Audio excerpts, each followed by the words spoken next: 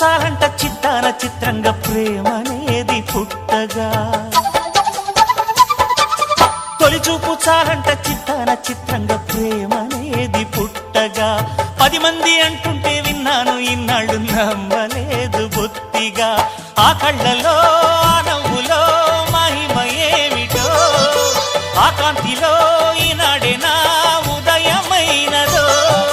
మదిసీమలో ఇన్ని మరుమల్లే గంధాలు, మురుపెన్నడు లేని మృదువైన గానాలు, మొదటి బలపు కథలు తెలుపు గేయమై తీయగా, స్వరములు పాడగా ఏ స్వప్నలోకాల సౌందర్య రాశి నా ముందుకొచ్చింది కనువిందు చేసి.